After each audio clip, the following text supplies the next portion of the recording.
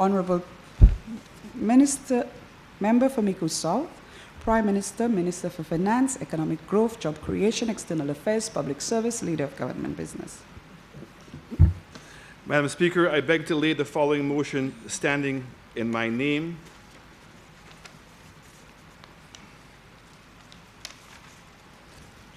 Be it resolved that the Parliament authorizes the Minister of Finance to borrow by means of advances sums not exceeding $55 million from commercial banks for a period of 6 months from the date hereof, which sum shall be charged upon and paid out of the consolidated fund.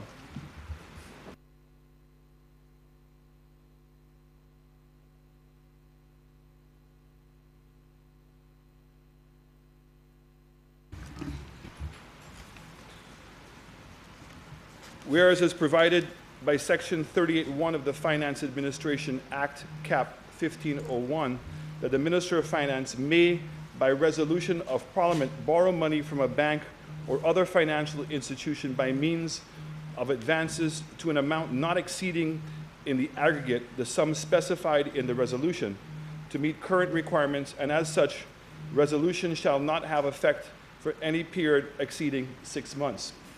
And whereas it is further provided by Section 38(2) of the Finance Administration Act, Cap 1501, the power conferred on the Minister of Finance to borrow money by means of advances from a bank may be exercised by means of a fluctuating overdraft. And whereas it is further provided by Section 42(1) of the Finance Administration Act, Cap 1501, that all debt charges for which the government is liable shall be charged upon and paid out of the consolidated fund.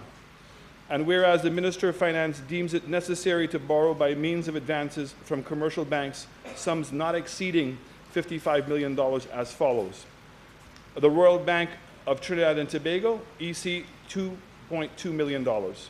The Bank of Canada, EC $2.8 million. First Caribbean International Bank, 4 million EC dollars. Bank of Nova Scotia, 6 million EC dollars. First National Bank, St. Lucia Limited, 2.5 million, and the Bank of St. Lucia, $37.5 million. Be it resolved that the Parliament authorizes the Minister for Finance to borrow by means of advances sums not exceeding $55 million from commercial banks for a period of 6 months from the date hereof, which sums shall be charged upon and paid out of the consolidated fund. So, Madam Speaker, this is a standard document that comes to the House every 6 months. This does not constitute new borrowing. This is really the financing that is in place to be able to cover the government's overdraft facility. So it only is to help us with our cash flow exercise, and I hope it meets with the approval of the House, Madam Speaker.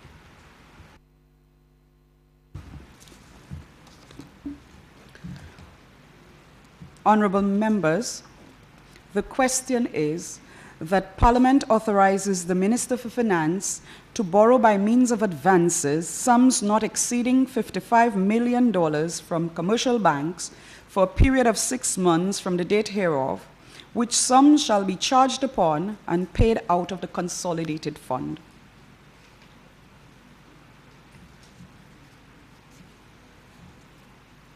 Honourable members, the question is that Parliament authorizes the Minister for Finance to borrow by means of advances sums not exceeding $55 million from commercial banks for a period of 6 months from the date hereof, which sums shall be charged upon and paid out of the consolidated fund. I now put the question. As many as of that opinion say aye. As many as are of a contrary opinion say no. I think the ayes have it. The ayes have it.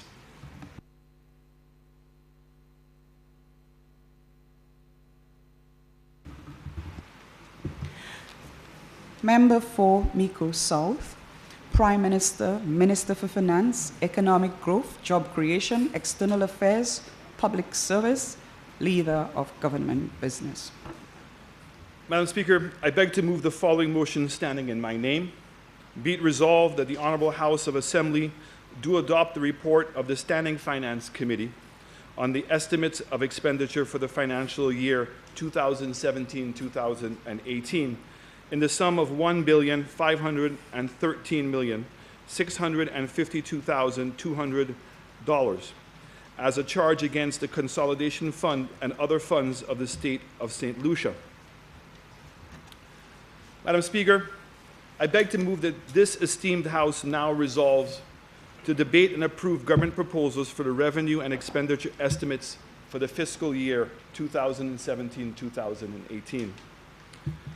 My presentation to this Honorable House will include brief summary of the 2016-17 performance and an outline of the budget proposals for the fiscal year 2017-2018.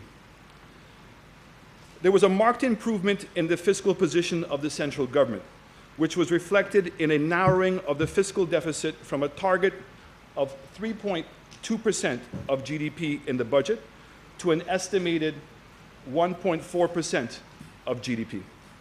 This performance was attributed to a reduction of $123,300,000 in total expenditure from a target of $1.426 billion to $1.302 billion for the year. Total revenue and grants also declined by $56.45 million to reach $1.107 billion. Based on these developments, the primary surplus improved significantly to reach 2.3% of GDP compared to a forecast of 1% of GDP in the 2016-2017. So it means, in essence, Madam Speaker, that we saw an improvement in the revenues versus the expenditures of the country. At $1.107 billion, total revenues and grants fell short of the approved estimate by $56.45 million, or 5%, primarily as a result of lower grant receipts recorded for the fiscal year. Recurrent revenue increased marginally by $4 million, or 0.4% of the approved estimates. Tax revenue recorded a $13.1 million surplus over its target of $945.7 million. This reflected robust performance in collections from the income tax collections, from corporations, excise tax on imports, and import duty and property tax. It's important for me at this point also, Madam Speaker, to really thank the staff of Inland Revenue, who continue to work in very mediocre conditions for this outstanding performance last year. This reflected robust performance in collections from both the income tax collections from the corporate excise tax on imports, import duty, and property tax. Collections from the non-tax revenue category stood at $91.9 million, falling short of the $8.2 million, or 8.3% compared to the projection of the fiscal year 2016-2017.